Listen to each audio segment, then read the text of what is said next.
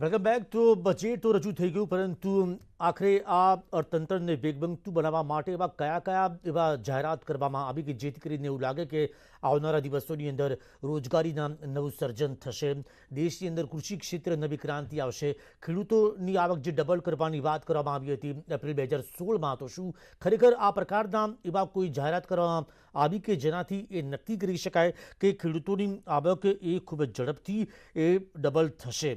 કારણ કે 2016માં ખેડૂતોની આવક બમણી કરવા માટે સમિતિની રચના કરવામાં આવી હતી। અમારા સંવાદદાતા અંકિત ધોનસીકર જેઓ વડોદરા છે તેમની સાથે વાત કરીશું। અંકિત, ઉદ્યોગ જગત આ બજેટને કઈ રીતે જોઈ રહ્યું છે અને તેમનું શું માનવું છે કે કયા સેક્ટર પર ફોકસ કરવામાં આવ્યું છે?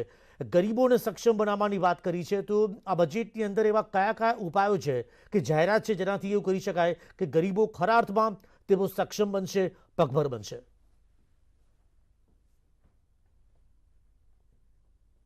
જી બિલકુલ, આપણી સાથે જે છે તે વડોદરા વીસીસીઆઈના બધા સદસ્યો છે તે આપણે તેમની સાથે વાત કરીશું, કારણ કે નાના અને મોટા ઉદ્યોગકારો જે છે તે અહીં આગળ છે। આપણે વાત કરીશું, શું કહેશો કે જે ઉદ્યોગને લઈને, જે એમએસએમઈ હોય કે લઘુ ઉદ્યોગો કે મધ્યમ વર્ગના ઉદ્યોગો છે, તેને લઈને સરકારે જાહેરાત કરી, કેટલા સંતુષ્ટ છો અને શું અપેક્ષા હતી?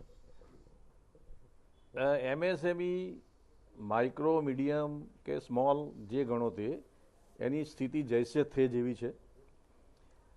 પહેલાં પણ સરકારી જાહેરાત હતી, માય બાપ સરકાર હતી એવું કહેવા માગે છે, પણ કોઈ આ એમએસએમઈનો ધણી નથી, માય બાપ નથી। પણ અમે નિરાશ નથી થયા, કારણ કે આ બજેટ એક રાષ્ટ્રને ખૂબ ઝડપી ગતિથી અર્થતંત્રને આગળ લઈ જવા માટેનું આ બજેટ છે। એટલે એક રાષ્ટ્રભક્ત તરીકે, હિન્દુસ્તાનના, ભારતના નાગરિક તરીકે હું આ બજેટને વધાવું છું, કારણ કે એમણે જે ક્ષેત્રને પ્રાધાન્યો આપ્યા છે, मिनिस्टर निर्मला सीतारमण का बहुत बहुत आभार व्यक्त करते हैं। રહેલી છે। અને ખાસ કરીને એગ્રીકલ્ચર, કે આપણો દેશ 70% એગ્રીકલ્ચર ઇન્કમ ઉપર નિર્ભર છે, એને પણ ખૂબ પ્રાધાન્ય આપ્યું છે। જે 6 નદીઓને જોડવાની વાત કરી છે, એનાથી ઇરિગેશન ક્ષેત્ર એકદમ ક્રાંતિ આવી જશે અને પાક ખેડૂતનું ઉત્પાદન વધશે અને એનાથી ઇન્કમ વધશે। જે ઘઉં કોઓપરેટિવ સોસાયટીઓ લેતી હતી એની અંદર પણ એમણે ખૂબ જ વધારો કર્યો છે, જેથી ખેડૂતોને પોતાના ઘઉં રસ્તે ફેંકવા ન પડે અને એમને સારું એવું મૂલ્ય મળશે। કોઓપરેટિવ સોસાયટીઓને પણ ખૂબ એમણે પ્રાધાન્ય આપ્યું છે। એવી જ રીતે ઇન્ફ્રાસ્ટ્રક્ચરને પ્રાધાન્ય આપ્યું છે, ઇન્ફો ટેકનોલોજીને પ્રાધાન્ય આપ્યું છે, એગ્રીકલ્ચરને પ્રાધાન્ય આપ્યું છે, ગ્રીન એનર્જી પ્રોડક્ટ્સને પ્રાધાન્ય આપ્યું છે, હેલ્થને પ્રાધાન્ય આપ્યું છે। ઇન્ડસ્ટ્રીઝ માટે મોટી મોટી ઇન્ડસ્ટ્રીઝને દર વખતે ફાયદો થતો જ હોય છે, કારણ કે એમને પણ એ ઝૂકવું પડતું હોય છે એમના દબાણ હેઠળ। પણ એમએસએમઈને અમને એમ હતું, સામાન્ય નાગરિકને હતું કે અમને કદાચ કોઈ ફાયદાકારક જાહેરાત થશે, પણ એવી કોઈ થઈ નથી। પણ જે હશે તે એમાં અમે રહેવા ટેવાયેલા છે અને રહીશું। જી બિલકુલ, એમએસએમઈને કંઈ ફાયદા થયા નથી એટલે એમણે જણાવ્યું કે જેવા હતા એવા રહીશું। આપણે આપણી સાથે બીજા એક ઉદ્યોગપતિ છે, શું કહેશો કે જે ગ્રીન એનર્જીને પ્રાધાન્ય આપ્યું છે એના કારણે એમએસએમઈને કોઈ ફાયદો થશે ખરો? ગ્રીન એનર્જીને overall green energy regime develop કરવાની વાત છે। પર્ટિક્યુલરલી એમએસએમઈને સંલગ્નતા લઈને ગ્રીન એનર્જીના રિજીમની વાત નથી, પણ આ બજેટ જોતાં ચોક્કસ એવું લાગે છે કે દેશને ઇન્ફ્રાસ્ટ્રક્ચર, ડિજિટલ એજ્યુકેશન અને ડિજિટલ કરન્સી ઉપર દેશને આગળ લઈ જવાની વાત છે, જ્યાં ઇન્ડસ્ટ્રીઝ અને એમએસએમઈને ડાયરેક્ટ એવો કોઈ જ એમએસએમઈ ઇન્ડસ્ટ્રીઝને ડાયરેક્ટ એવો કોઈ લાભ નથી, પણ ઇનડાયરેક્ટલી હા, દેશમાં ખાસા એવા નવા ડિજિટાઇઝેશન મોડ ઉપર દેશ પ્રગતિના પંથે ચાલે એવી આશા જણાય છે। જી બિલકુલ, એટલે કહી શકાય કે ડિજિટલાઇઝેશનના કારણે દેશ જે પ્રગતિના પંથે ચાલી શકાય। આપણી સાથે હિમાંશુભાઈ છે, આપણે તેમની સાથે વાત કરીશું। હિમાંશુભાઈ, આખું બજેટ જે છે તમે કઈ રીતે જોયા છો? કારણ કે મોટા ભાગે જે બજેટ છે તે ખેડૂત લક્ષી છે, એનાથી કેટલો ફાયદો? ખેડૂત એ તો જગતનો તાજ છે અને એને પ્રાધાન્ય આપ્યું છે। દર વખતે ખેતી પ્રધાન દેશ છે, આપવું જોઈએ અને આપ્યું છે, સમકક્ષ આપ્યું છે। ખેતી જેટલી ઉન્નત થશે એટલી ઉન્નતિ વધવાની છે, જીડીપી પણ વધવાનો છે। પણ સાથે સાથે અમારી જે રજૂઆતો હતી, છેલ્લા કેટલાય સમયથી ઇન્કમટેક્સના સ્લેબની અંદર કોઈ બદલાવ નથી, એને નેગેટિવ સેન્સમાં નથી લેતા। એકંદરે બજેટ એ દેશના 25 વર્ષની દિશા અને દશા નક્કી કરવા માટેનું બજેટ છે। ખૂબ સારું બજેટ છે। ઇન્ફ્રાસ્ટ્રક્ચર પર ભાર આપ્યો છે, શિક્ષણ પર ભાર આપ્યો છે, હેલ્થ પર, જે આનુષંગિક સેવાઓ છે એની પર પણ એમને ભાર આપ્યો છે। એમએસએમઈ માટે એકાદ બે વસ્તુ છોડીને બીજું કાંઈ ખાસ અગત્યનું છે નહીં, પણ એમને જે ક્રેડિટ લિમિટ એ જે છે એ વધારી છે, સ્ટાર્ટઅપ માટે પણ એમને સારું સ્ટેપ લીધું છે કે 1 વર્ષ સુધીનું એક્સટેન્શન આપીએ છીએ. સૌથી અગત્યની વાત છે આઈટીઆરની અંદર સરકારે દરેક ઇન્કમટેક્સ પેયરને પ્રામાણિક ગણ્યા છે અને 2 વર્ષ સુધીને એમને જે પણ કદાચ એની અંદર કોઈ ક્ષતિ રહી ગઈ હોય એને સુધારવાનો જે મોકો આપ્યો છે ખૂબ આવકારદાયક છે. જી બિલકુલ, બીજા એક ઉદ્યોગકાર છે આપણી સાથે. શું કહેશો, બજેટની અંદર બહુ સામાન્ય જે ટેક્સ હતો જે ગયા વર્ષે હતો એવું ને એવું જ આ વખતે કરી દીધો છે, કેટલું યોગ્ય? જે નાના માણસો છે, જેમની આશા હતી કે ભાઈ ચલો આ વખતે આટલા વર્ષથી જે ટેક્સમાં કોઈ સ્લેબમાં બદલાવ નથી તો આ વખતે આવે, પણ એ સિવાય જે ઓવરઓલ બજેટ જોઈએ તો ઓવરઓલ બજેટમાં જે કેપિટલ એક્સપેન્ડિચર છે કે જેનાથી ઇકોનોમીની ગ્રોથ હશે, એટલે જે અર્નિંગ છે અર્નિંગ તો વધવાનું જ છે. આજે તમારી અર્નિંગ વધે એટલે ડેફિનેટલી તમે એમના એક્સપેન્ડિચર કરી શકો છો. એટલે મારા હિસાબે જે અત્યારે બજેટ છે બેલેન્સ બજેટ છે, આવું જ હોવું જોઈએ. જે ગતિથી આપણે જે ડેવલપ કરી રહ્યા છીએ કે ભાઈ ચલો અત્યારે આપણે 5 ટ્રિલિયન ઇકોનોમીમાં જવું છે, 5 ટ્રિલિયન ઇકોનોમી માટે જે પગલાં લેવા જોઈએ, ઇન્ફ્રાસ્ટ્રક્ચર ડેવલપમેન્ટ છે એના પગલાં લીધા છે, પ્લસ સ્ટેટને 1 લાખ કરોડ દરેક સ્ટેટને આપ્યા છે. ડેફિનેટલી એ દરેક સ્ટેટ પોતાના સ્ટેટમાં ડેવલપમેન્ટનું કામ કરશે. ડેવલપનું કામ છે એટલે રોજગારી જનરેટ થશે અને બિઝનેસ થશે ડેવલપ, એટલે એમાં રોજગારી થશે, એટલે ઇન્કમ તો વધવાની જ છે. એટલે આ બજેટથી બહુ બેલેન્સ બજેટ મારા હિસાબે છે. શું કહેશો કે મોટા ભાગે ડિજિટલ કરન્સી પર ધ્યાન આપવામાં આવ્યું છે, ઈ પાસપોર્ટ જનરેટ કરશે અને જે રિઝર્વ બેંક છે એ પણ ઈ કરન્સી જનરેટ કરશે, એનાથી કેટલો ફાયદો થશે? દેશને જ્યારે દુનિયા જોડે તાલમેલ કરવાની હોય ત્યારે ડિજિટલ પ્લેટફોર્મ એ સૌથી મુખ્ય પ્લેટફોર્મ છે અને આજના તબક્કે વર્લ્ડ આખું જ જ્યારે ડિજિટલ પ્લેટફોર્મ પર જઈ રહ્યું છે ત્યારે ડેફિનેટલી દેશનો જે આ પ્રયાસ છે એ ખૂબ જ આવકારદાયક છે. જેમ આપણે જોયું બજેટની અંદર મારા સાથી મિત્રોએ પણ જેમ જણાવ્યું તો ડાયરેક્ટ બેનિફિટ્સ એમએસએમઈ ઇન્ડસ્ટ્રીઝ અથવા ડાયરેક્ટ બેનિફિટ્સ સામાન્ય માણસને નથી, પરંતુ સામાન્ય માણસ પણ એ દેશનો જે એક ભાગ છે ને દેશની મુખ્ય ધારામાં જો એને રહેવાનું છે તો એ મુખ્ય ધારાને જો વધારે સારી રીતે મજબૂત કરવામાં આવે તો ડેફિનેટલી એ ઇન્ડાયરેક્ટલી બેનિફિટ થવાનો જ છે. એવો બેનિફિટ અત્યારે આપણને દેખાઈ રહ્યો છે. બિલકુલ, એટલે કહી શકાય કે વડોદરાના જે ઉદ્યોગકારો છે તે કહી રહ્યા છે કે એમએસએમઈને જે ખાસ જે તે પ્રાધાન્ય નથી આપવામાં આવ્યું, કારણ કે એકાદ બી વસ્તુને છોડીને એમએસએમઈને જે છે તે બહુ ધ્યાન આપવામાં આવ્યું છે. એટલે કહી શકાય કે વડોદરાના જે ઉદ્યોગકારો છે, જે મધ્યમ વર્ગ ઉદ્યોગકારો છે તે હાલ તો સરકારના બજેટથી નારાજ જણાઈ રહ્યા છે. જી અંકિત, તેમણે જે વાત કરી હતી કે એમએસએમઈ સેક્ટર્સ 2 લાખ કરોડની વધારાની સહાય આપવામાં આવશે, તેને તેઓ કઈ રીતે જોઈ રહ્યા છે? હા જી બિલકુલ, આપણે એમને પૂછવાનો પ્રયત્ન કર્યો છે. સરકારે જે એમએસએમઈ બજેટને જે ગ્રાન્ટ આપી છે એને આપ કઈ રીતે જોઈ રહ્યા છો? હાલ તો એ કન્ટિન્યુ કરી છે. એ ગયા વર્ષે જે ધારો કે એમણે જે ઇમરજન્સી ક્રેડિટ સ્કીમ હતી કે જે પેન્ડેમિક સિચ્યુએશનમાં કેશ ફ્લો મેન્ટેન રહે એટલા માટેની સ્કીમ હતી, એ લોકોએ 1 વર્ષ માટે એક્સટેન્ડ કરી છે. એ બહુ સારી વાત છે કે જેથી નાના ઉદ્યોગકારોને જે કેશ ફ્લોનો ઇસ્યુ હોય એ ઇસ્યુ થઈ શકે. પ્લસ બીજું એમણે જે ડિજિટાઇઝેશનથી શું થશે કે ભાઈ જે કમ્પ્લાયન્સીસ છે એ કમ્પ્લાયન્સીસમાં ઇઝ ઓફ ડુઈંગ જેવું એડ કર્યું છે. એટલે આ બંને વસ્તુ એમએસએમઈને બેનિફિટ થશે. સમીર, એટલે કહી શકાય કે જે 2 લાખ કરોડનું બજેટ જે છે 1 વર્ષ માટે જે એક્સટેન્ડ કરવામાં આવ્યું છે તેને અહીંના ઉદ્યોગકારો જે છે તે સરાહી રહ્યા છે. જી સર્વગ્રાહી ઇન્ફ્રાસ્ટ્રક્ચર જે પાયો નાખવાની જે વાત કરી છે, આભાર ગીતા તમામ જાણકારી આપવા બદલ. તો નોકરિયાત વર્ગને ભલે કોઈ રાહત આપવામાં નથી આવી, પરંતુ પ્રધાનમંત્રી ગતિશક્તિ યોજના પર સૌ કોઈનું ધ્યાન છે. તેમનું કહેવું છે કે પ્રધાનમંત્રી ગતિશક્તિ એક માસ્ટર પ્લાન છે અને તેમાં માળખાકીય સુવિધાઓ સાથે માળખાગત બાંધકામમાં પણ સર્વગ્રાહી અભિગમ એ અપનાવવામાં આવશે અને દેશની અર્થવ્યવસ્થાને ગતિ મળશે. તો ગતિને મળશે શક્તિ, તેવી વાત કરવામાં આવી રહી છે. 16 મંત્રાલય એ એક જ ડિજિટલ પ્લેટફોર્મ પર આવશે, તે જોડવા માટે એક ડિજિટલ પ્લેટફોર્મ તૈયાર કરવામાં આવી રહ્યું છે અને આ પ્લેટફોર્મ દ્વારા તમામ વિભાગો એકબીજાના કામ પર નજર રાખી શકશે. તો ગુજરાતમાં પ્રધાનમંત્રી ગતિશક્તિ યોજનાની પ્રથમ બેઠક યોજાઈ હતી. આપને યાદ હશે કે 3 ડિસેમ્બર 2021ના રોજ લખનૌમાં આ બેઠક યોજાઈ હતી અને ત્યારબાદ તેમણે ઓગસ્ટ 2021માં જાહેરાત કરી હતી. ત્યારે 13મી ઓક્ટોબર 2021ના રોજ પ્રધાનમંત્રી ગતિશક્તિ યોજના શરૂ કરવામાં આવી હતી અને તેનું જે ટોટલ જે આંકડો જે ગણવામાં આવી રહ્યો છે તે લગભગ 100 લાખ કરોડની આસપાસનું તે નક્કી કરવામાં આવ્યો છે ગતિશક્તિ યોજનાનું કુલ બજેટ, અને તેના આધારે ઇન્ફ્રાસ્ટ્રક્ચરનો સર્વાંગી વિકાસ સુનિશ્ચિત થશે તેવું માનવામાં આવી રહ્યું છે. અમારા સંવાદદાતા કીર્તેશ પટેલ જોડાયા છે સુરતથી.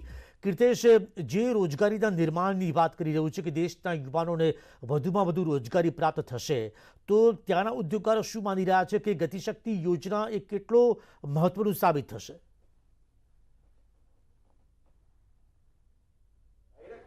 બિલકુલ સમીર, જે પ્રકારે આજે કેન્દ્ર સરકારે બજેટ રજૂ કર્યું છે, ખાસ કરીને મહત્વના બે ઉદ્યોગ ટેક્સટાઇલ અને ડાયમંડ સુરતમાં છે. આપણે સુરતના ઉદ્યોગકારો પાસે જાણીશું કે જે પ્રકારે સરકારે આજનું બજેટ રજૂ કર્યું છે ઉદ્યોગકારો માટે સૌથી મહત્વનું છે, અને ખાસ કરીને જે સ્ટાર્ટઅપ સિસ્ટમ શરૂ કરી છે એનાથી રોજગારીની કેટલી તક વધશે?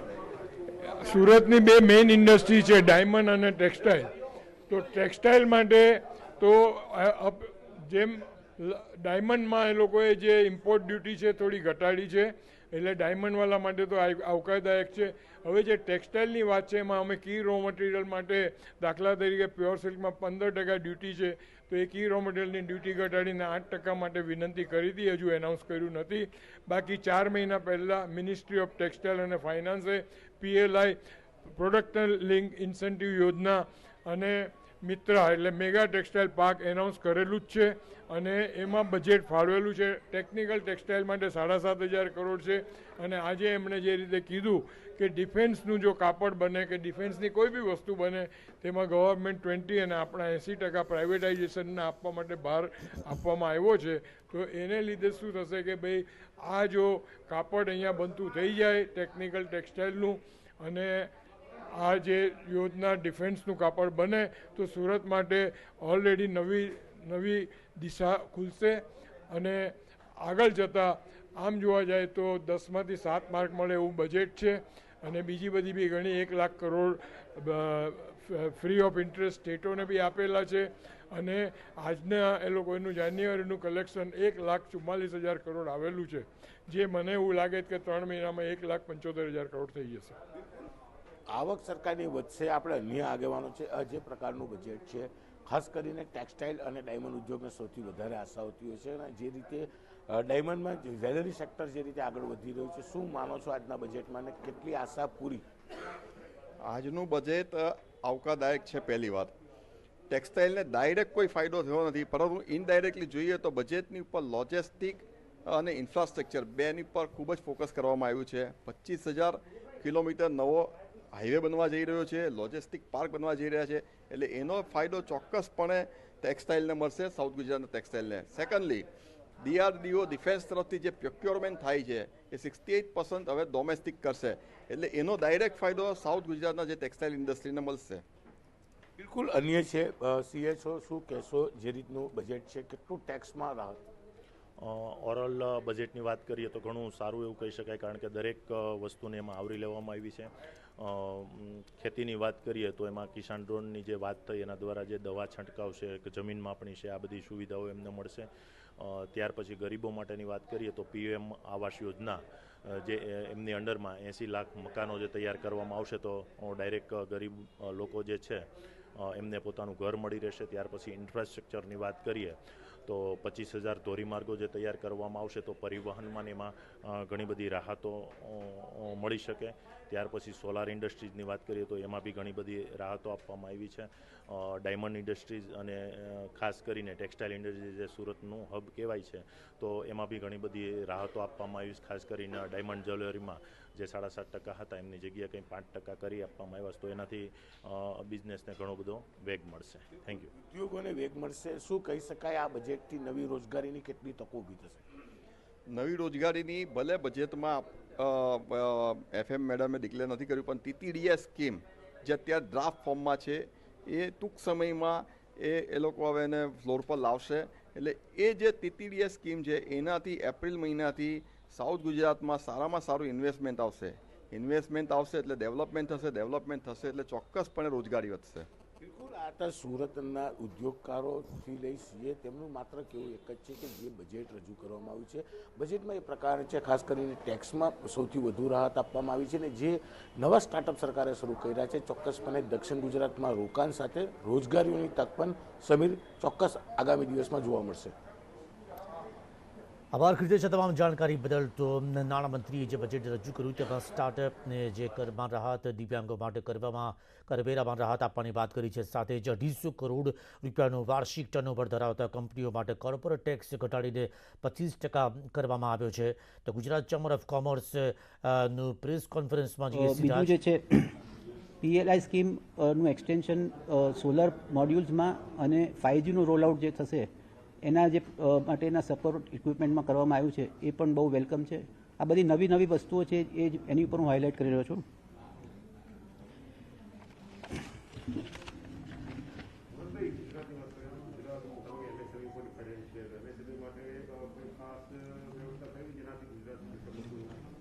એક MSME માટે જે સરસ અનાઉન્સમેન્ટ થઈ છે કે જે MSMEનું પોર્ટલ છે એને ઇન્ટરલિંક કર્યું છે અને જેનાથી ઇઝ ઓફ ડુઈંગ બિઝનેસને બધું ઘણું વધશે. બીજું જે સેન્ટ્રલ ગવર્મેન્ટનું જે પેમેન્ટ સિસ્ટમ છે એમાં પણ સરસ અનાઉન્સમેન્ટ કરી અને એમાં પણ MSMEને ઘણો લાભ થશે. જે ઈ બિલ સિસ્ટમ કરશે એટલે પેમેન્ટ્સ એકદમ ટ્રાન્સપરન્ટ અને ફાસ્ટ થઈ જશે.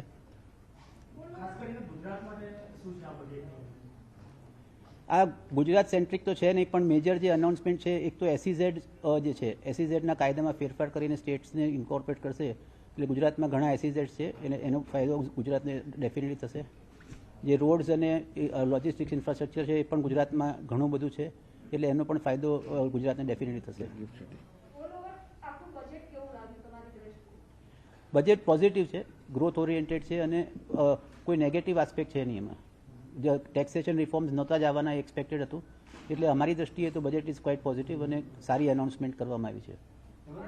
આજે બજેટ છે, બજેટમાં તમને એવું લાગે છે કે નવા સ્મોલ સ્કેલ કે કોઈ પણ નવો બિઝનેસ શરૂ કરવો હોય તો એના માટે ફેવરેબલ કન્ડિશન્સ છે આ બજેટને ધ્યાને લઈને? જો ખાસ કરીને ડિફેન્સની અંદર જે એલોકેશન વધારવામાં આવ્યું છે, જે 58%થી 68% કરવામાં આવ્યું છે એ બહુ વેલકમ છે. અને અમે છેલ્લા ઘણા 3-4 મહિને જોઈ રહ્યા છે કે સરકાર બહુ જ ફોકસ MSME ને ડિફેન્સની અંદર કરવામાં આવે છે. છેલ્લા 3 મહિનાથી અમને એવરી ડે કોઈને કોઈ પ્રોગ્રામ સરકાર કે છે ડિફેન્સ સેક્ટરમાં કરો એટલે એ બહુ વેલકમ MSME માટે થવાનું છે અને MSME આ ડિફેન્સ સેક્ટરમાં આગળ વધવા માટે ખાસ કામ કરવું જોઈએ. તમને શું લાગે છે કયા સેક્ટર્સ હજુ છે જેમના ઉપર ફોકસ કરવાની જરૂર હતી કે એમને વધુ બૂસ્ટ મળે કે એ લોકો વધારે સદ્ધર રીતે કામ કરી શકે એની જરૂર હતી? મને જે મેજર લાગ્યું છે હેલ્થ સેક્ટરમાં સરકારે ફોકસ નથી કર્યું. પેન્ડેમિક આટલું મોટું પેન્ડેમિક ગયા પછી પણ હેલ્થ સેક્ટરની અંદર રિફોર્મ્સ લાવવા માટે, હેલ્થ સેક્ટરની અંદર વધારે ઇન્વેસ્ટમેન્ટ કરવા માટે, નવી ટેકનોલોજીને પ્રોત્સાહન આપવા માટે there something has been missing. That is my feeling.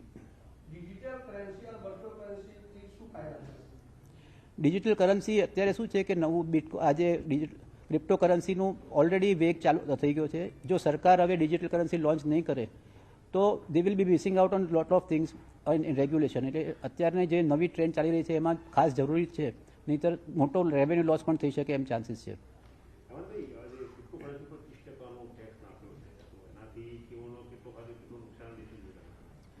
એટલે ક્રિપ્ટો કરન્સી પર બિઝનેસ ઇન્કમ તરીકે ગણી અને ટેક્સ ગણ્યો છે એટલે એમાં કંઈ મારે બહુ કોમેન્ટ્સ નથી. પણ એમાં બીજું બેનિફિટ્સ કે નુકસાન કંઈ થવાનું નથી એમાં. મેં કીધું ખાસ કીધું ને મેડિકલ અને હેલ્થકેર સેક્ટર ઉપર ખાસ ફોકસ કરવાનું હતું જે ખાસ મિસિંગ છે.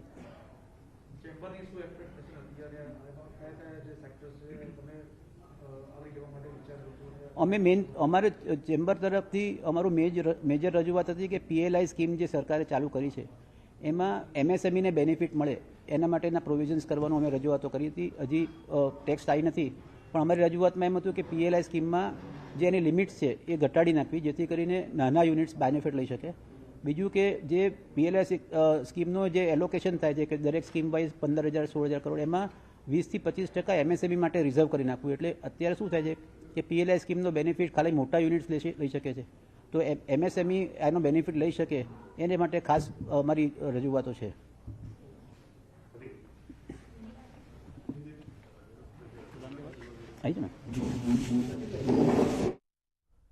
તો તેમણે કહ્યું કે આ ઉદ્યોગ જગતને નિરાશા કરનારો નથી, પરંતુ જે હેલ્થ સેક્ટર્સની અંદર જે વધુ ફોકસ કરવાની જરૂર હતી કોરોના મહામારીની અંદર સૌ કોઈએ આ જે પેન્ડેમિક યર જોયેલું છે, પરંતુ વ્યક્તિગત કરદાતાઓની જો વાત કરવામાં આવે તો આવકવેરાના સ્લેબમાં કોઈ ફેરફાર કરવામાં નથી આવ્યો. એક્ઝમ્પશન અને ડિડક્શન સંબંધે પણ કોઈ જાહેરાત કરવામાં નથી આવી. કરદાતાઓ સંબંધિત આગામી વર્ષ પૂરું થયા બાદ 2 વર્ષની અંદર સુધારિત રિટર્ન તેઓ ફાઇલ કરી શકશે અને ડિજિટલ એસેટ ટ્રાન્સફર માટે કરાયેલ પેમેન્ટ પર 1% TDS લાગુ થશે તેવી જાહેરાત કરવામાં આવી. recent times એટલે 90 મિનિટનું બજેટ પણ it has lot of future implications. Job creator budget છે. તમે સરકારે કોવિડ વખતે જ્યારે ECLGS સ્કીમ આપી હતી MSME ને પાછી ઊભી થવા માટે, એ રીતે આ વખતે કેપેક્સમાં ઇન્વેસ્ટમેન્ટને ખૂબ પ્રાવધાન આપ્યું છે. સરકાર પોતે ઇન્વેસ્ટમેન્ટ સ્પેન્ડિંગ વધારશે જેથી ઇનડાયરેક્ટ બિઝનેસ જનરેટ થશે અને નવી પ્રોજેક્ટ્સની ઓપોર્ચ્યુનિટી ઊભી થશે. એટલે ચોક્કસપણે આ જોબ ક્રિએટર બજેટ છે અને જે 60 લાખ નવું એમ્પ્લોયમેન્ટનું ટાર્ગેટ છે એ ડેફિનેટલી અચીવેબલ લાગે છે.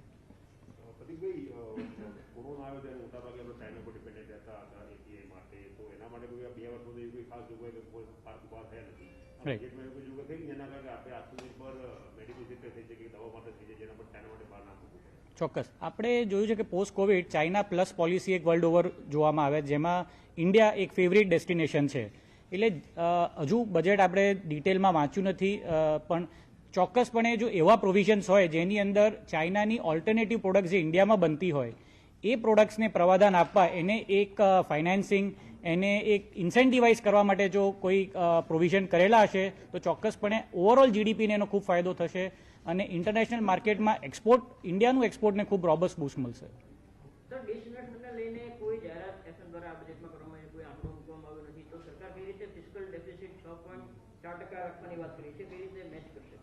હવે આપણે જોઈએ તો આપણી ઇકોનોમી ડાયરેક્ટ ટેક્સથી ઇનડાયરેક્ટ ટેક્સ તરફ જઈ રહી છે. આપણે જે જીએસટીનું કલેક્શન જાન્યુઆરીનું જોયું 1.41 લાખ કરોડ, એ ઇટસેલ્ફ કહે છે કે એક even during Covid pandemic time આપણું જીએસટી કલેક્શન ખૂબ રોબસ્ટ, ખૂબ સારું રહ્યું છે. ઇકોનોમી બીજા દેશોની પ્રમાણમાં આપણી ખૂબ સારી વેગે રહી છે. તો ડાયરેક્ટ ઇનડાયરેક્ટ ટેક્સને ધ્યાનમાં રાખીને આખું બજેટ ધ્યાન કરવામાં આવ્યું હોય તેવું દેખાઈ રહ્યું છે.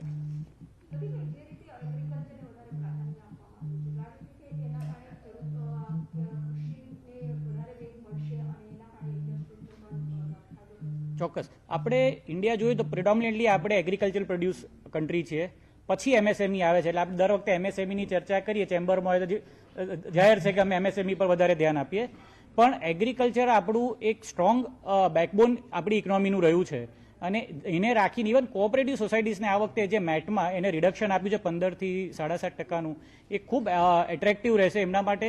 ઓવરઓલ ઇકોસિસ્ટમ જે એગ્રીકલ્ચરની છે એ ડેવલપમેન્ટ સારું થશે. ડ્રોન ટેકનોલોજીથી એગ્રીકલ્ચરમાં સુધારા લાવવાની, એને ડ્રોન ટેકનોલોજીથી જીઓ એસ્પેક્ટ્સના ફાર્મિંગના સુધારવાની જે વાત કરવામાં આવી છે તે પણ ખૂબ સરાહનીય છે. અને લોંગ ટર્મ જો એગ્રીકલ્ચર આપણી કન્ટ્રીનું બૂસ્ટ થશે તો ત્યાંનું ત્યાં જ ઓલરેડી જોબ ક્રિએશન થશે અને આપણા ઓવરઓલ કન્ઝમ્પશનને ખૂબ ફાયદો થશે.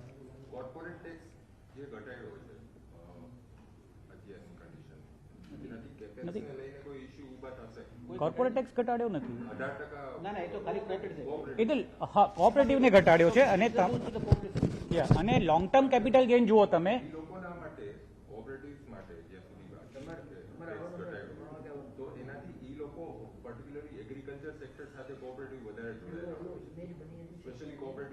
રાઈટ જી ચોક્કસ. સી આ ઇનડાયરેક્ટલી સરકારે પૈસા વધારે ખેડૂતના કે કોઓપરેટિવ સોસાયટીના મેમ્બર્સના હાથમાં આપ્યા છે. તમે ડાયરેક્ટલી આપો એના કરતાં ઇનડાયરેક્ટલી ઓલવેઝ બેનિફિટ, કે જ્યાં સુધી પહોંચવાનું તો ત્યાં સુધી એ પહોંચશે. એટલે સરકારનું જે હેતુ છે એ ડેફિનેટલી વેલકમિંગ છે. પણ તમે જે લોંગ ટર્મ કેપિટલ ગેઇનની વાત કરો તો એની અંદર ફ્લેટ 15% જે પહેલા હતું એનાથી 15% કરવામાં આવ્યું છે. જે એન્જલ ટેક્સેશન હતું, જે સ્ટાર્ટઅપ્સમાં ઇન્વેસ્ટ કરતા હતા, નવી ટેકનોલોજીમાં કરતા